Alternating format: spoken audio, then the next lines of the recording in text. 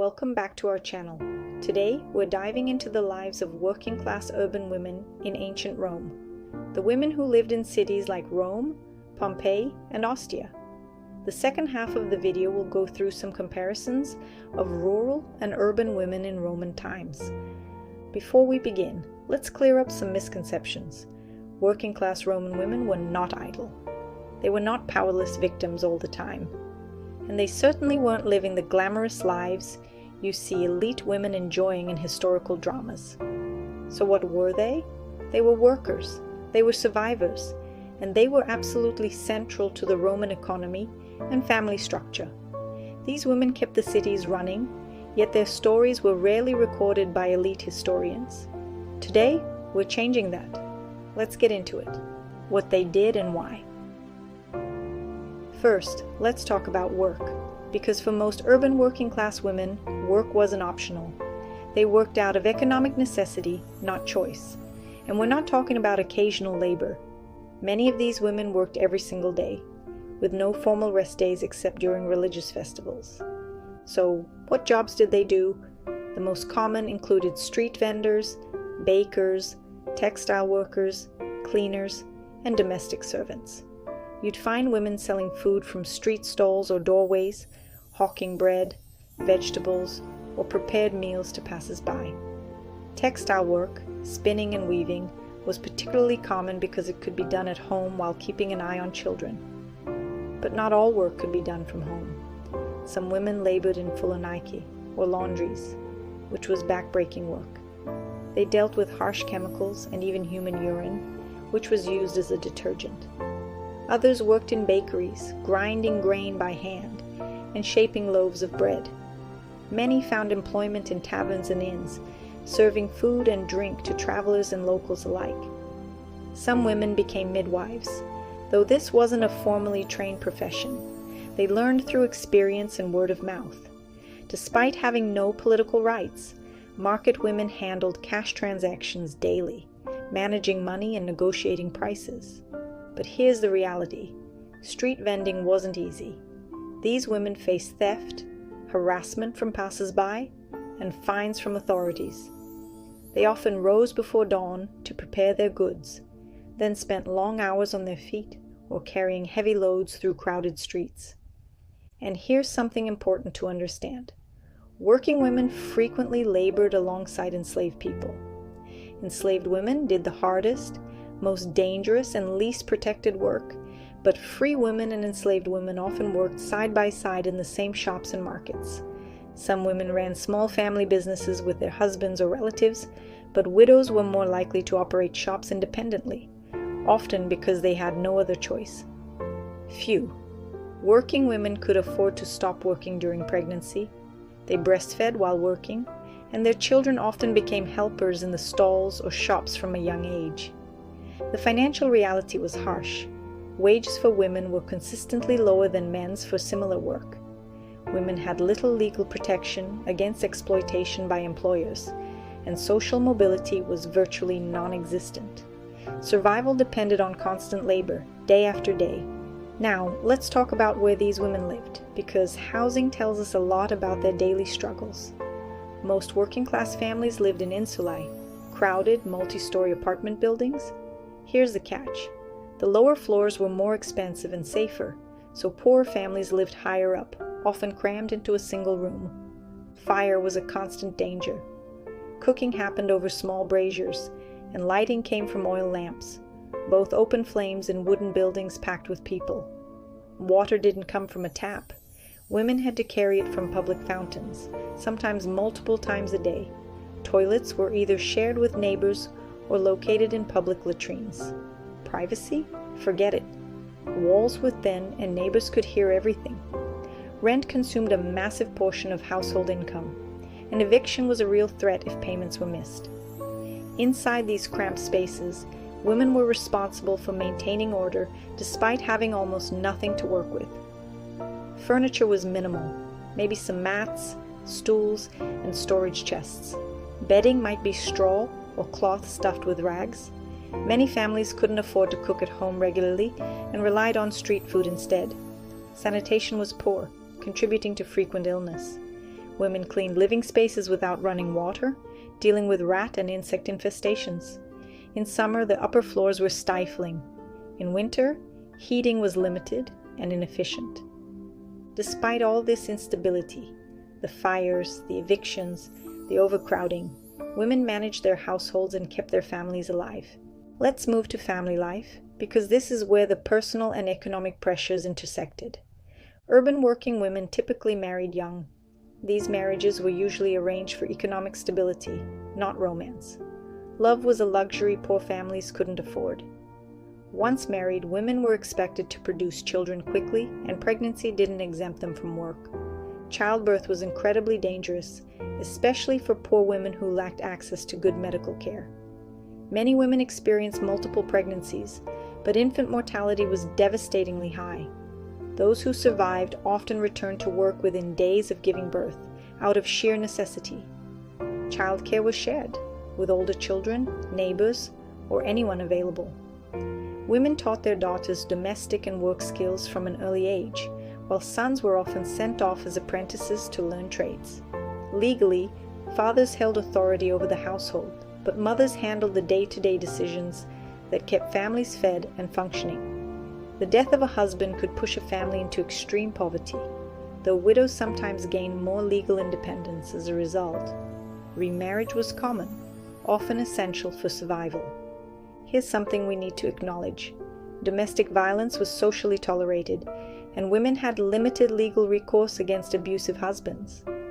The emotional labor women performed, managing relationships, soothing conflicts, holding everything together, was expected but never acknowledged. The truth is, family survival depended heavily on women's resilience.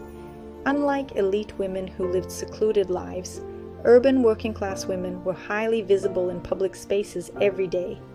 Public fountains weren't just for water, they were social hubs where women exchanged news and gossip. Markets were centers of negotiation, information, and connection. Women attended religious festivals regularly, and temples were one of the few places they could gather freely.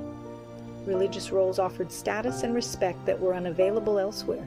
Women prayed for health, fertility, and protection, because these weren't abstract concerns. They were matters of life and death.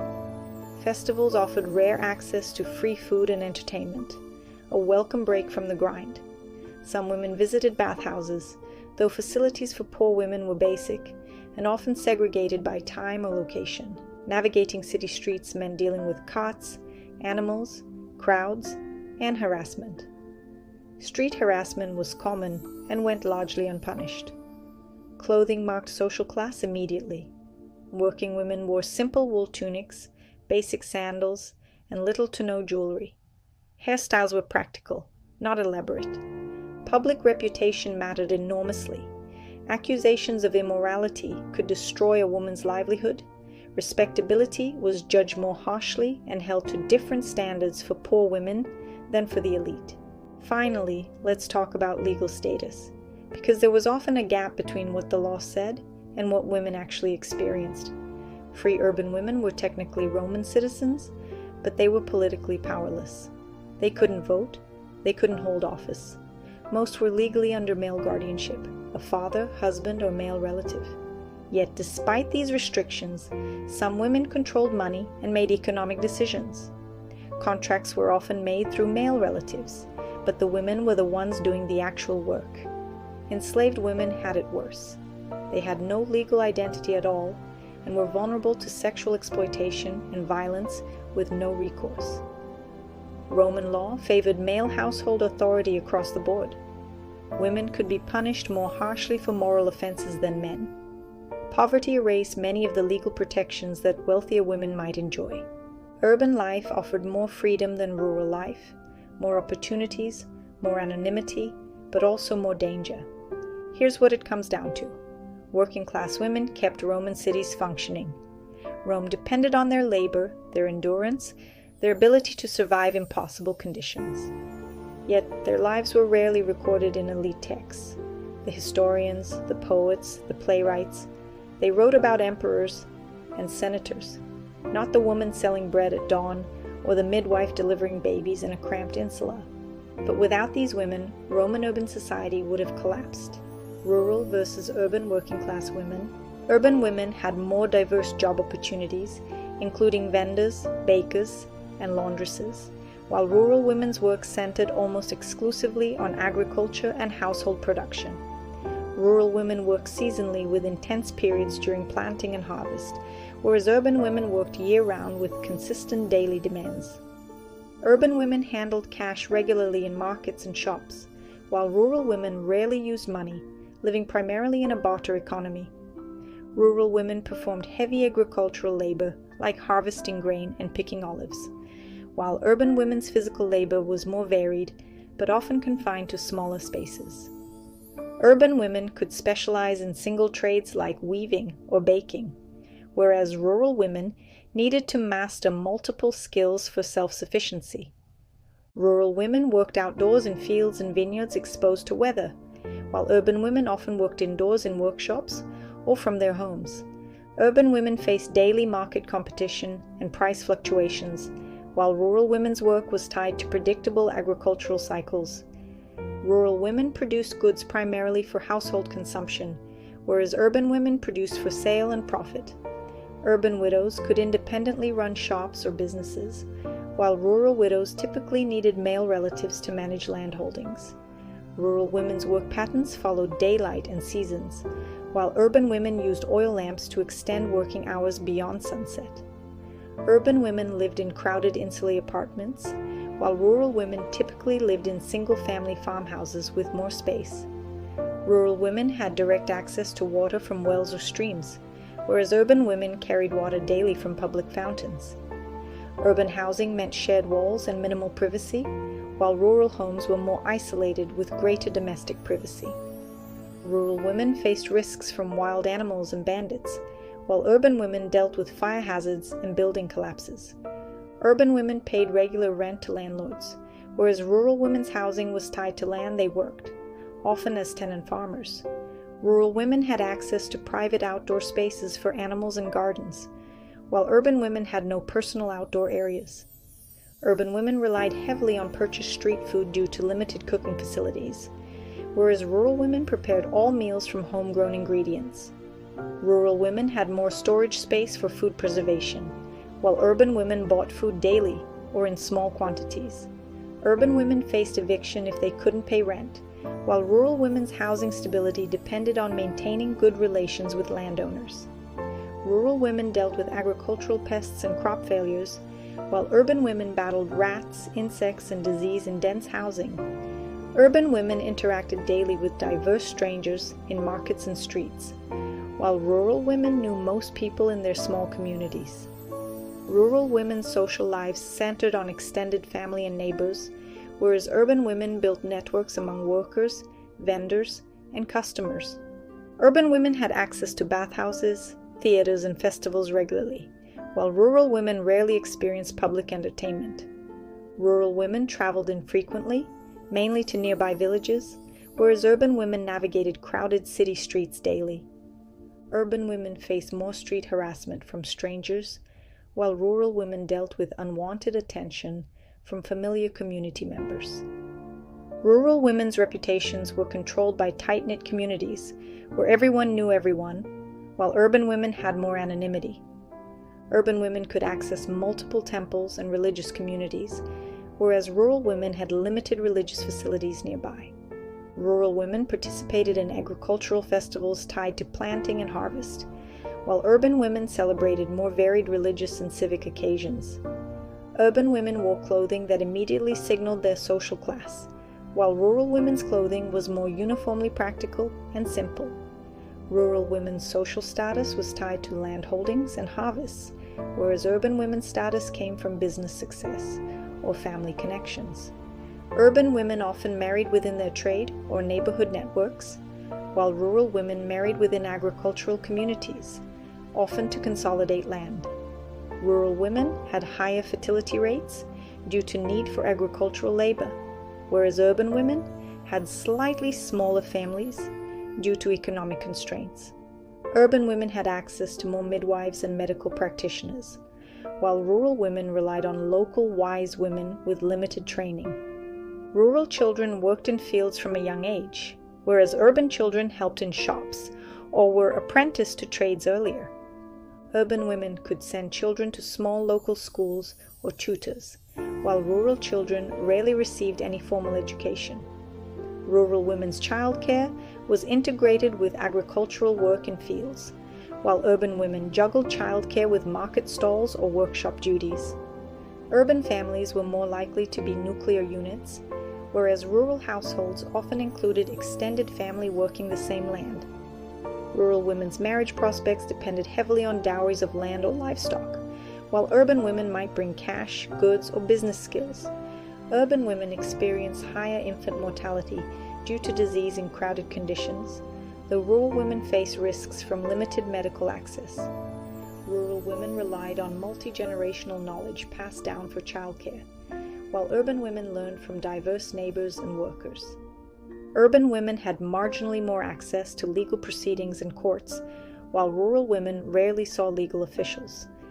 Rural women's legal matters were often handled by local landowners or patrons, whereas urban women might engage directly with legal contracts.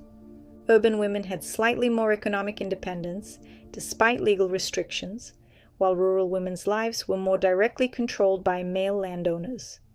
Rural enslaved women worked alongside free women in fields with little distinction in labor, while urban enslaved women often had more clearly defined domestic roles. Urban women faced more regulations around trade, vending licenses, and marketplace rules, while rural women operated with less official oversight. Rural women were subject to the authority of villa owners or estate managers, whereas urban women dealt with landlords and guild regulations. Urban women could witness contracts and transactions more frequently, while rural women had fewer opportunities for legal participation. Rural women's freedom of movement was often restricted to estate boundaries, while urban women moved more freely through city streets, despite social risks. Urban women faced moral policing in public spaces about behavior and dress, while rural women's conduct was monitored by close-knit community gossip.